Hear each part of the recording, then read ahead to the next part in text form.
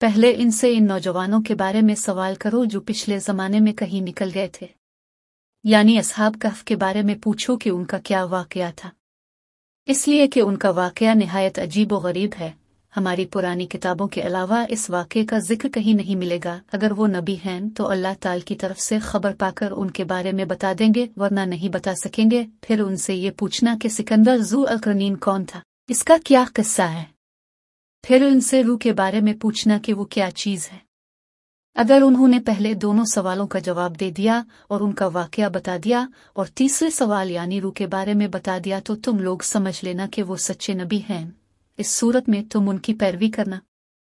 ये लोग ये 3 सवालात लेकर वापस मक्का आए और कुरैश से कहा, हम ऐसी चीज़ लेकर आए हैं कि इससे हमारे और मोहम्मद के दरमियान फैसला हो जाएगा। इसके बाद उन्होंने उन सब को तफसील सुनाए। अब ये मुशरिकीन हुजूर नबी करीम के पास आए। उन्होंने आपसे कहा, ए मोहम्मद, अगर आप अल्लाह के सच्चे रसूल हैं तो हमारे 3 सवालात के जवाबात बता दें। हमारा पहला सवाल ये है कि असहाब कहफ कौन थे, दूसरा सवाल है कि ज़ुल्करनैन कौन थे, और तीसरा सवाल है कि रूह क्या चीज़ है। आपने उनके सवालात सुनकर फरमाया, मैं इन सवालात के जवाबात तुम्हें कल दूंगा।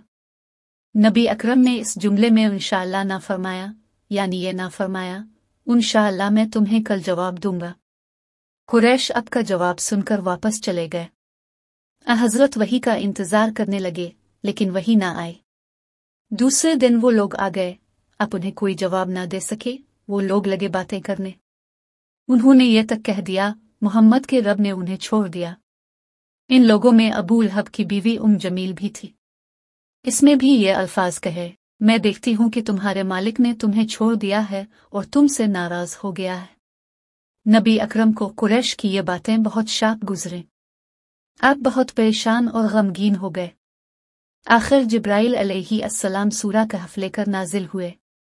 अल्लाह ताला की तरफ से आपको हिदायत की गई और आप किसी काम की निस्बत यूं ना कहा कीजिए कि इसको कल कर दूंगा, मगर अल्लाह के चाहने को मिला लिया कीजिए, यानी इंशाअल्लाह कहा कीजिए। अब भूल जाएं तो अपने रब का जिक्र किया कीजिए और कह दीजिए कि मुझे उम्मीद है मेरा रब मुझे नबुव्वत की दलील बनने के एतबार से इससे भी नज़दीक तर बात बता देगा। सूरा कहफ मतलब ये था कि जब आप ये कहीं कि आइंदा फुला वक्त पर मैं ये काम करूंगा तो उसके साथ इंशाअल्लाह ज़रूर कहा करें।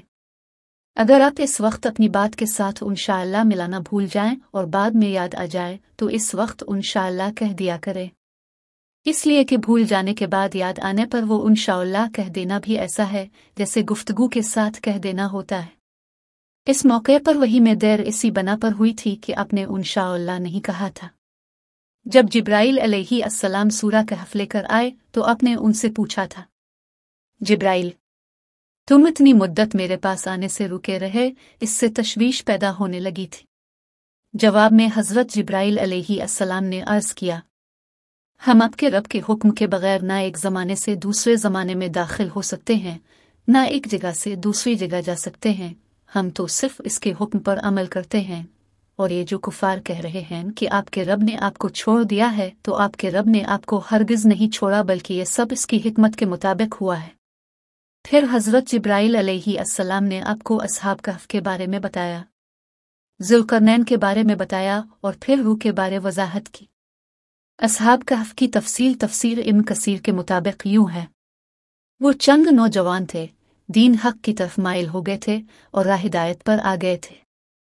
ये नौजवान परहेज़गार थे, अपने रब को माबूद मानते थे, यानी तौहीद के कायल थे, ईमान में रोज़ बरोज़ बढ़ रहे थे और ये लोग हज़रत असर अलैहिस्सलाम के दीन पर थे। लेकिन बाज़ रवायात से ये भी मालूम होता है कि यह वाक़या हज़रत असर अलैहिस्सलाम से पहले का है, इसलिए कि यह सवाल यहूदियों ने पूछे थे और इसका मतलब है कि यहूदियों की किताबों में यह वाक़या मौजूद था। इससे यही साबित होता है कि यह वाक़या हज़रत असर अलैहिस्सलाम से पहले का है। कौम ने उनकी मुखालफत की, इन लोगों ने सब्र किया। इस ज़माने के बादशाह का नाम दकियानूस था।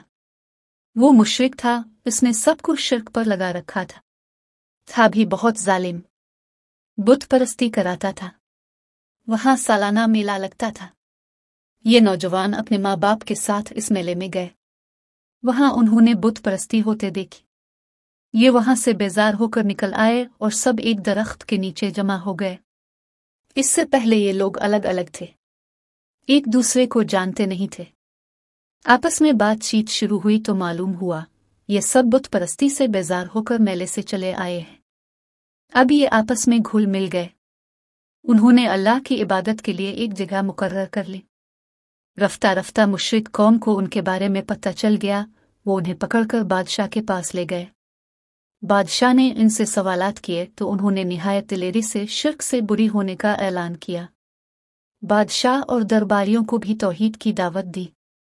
उन्होंने साफ कह दिया, हमारा रब वही है जो आसमान और ज़मीन का खालिक है, और ये नामुमकिन है कि हम उसके सिवा किसी और की इबादत करें। उनकी इस साफ गोई पर बादशाह बिगड़ा। इसने उन्हें डराया धमकाया और कहा कि अगर ये बाज न आए तो मैं उन्हें सख्त सजा दूंगा। बादशाह का हुक्म सुनकर उनमें कोई कमजोरी पैदा न हुई। उनके दिल और मजबूत हो गए, लेकिन साथ ही उन्होंने महसूस कर लिया कि यहाँ रहकर वो अपनी दीनदारी पर कायम नहीं रह सकेंगे। इसलिए उन्होंने सब कुछ छोड़कर वहां से निकलने का इरादा कर लिया। जब ये लोग अपने दीन को बचाने के लिए काफ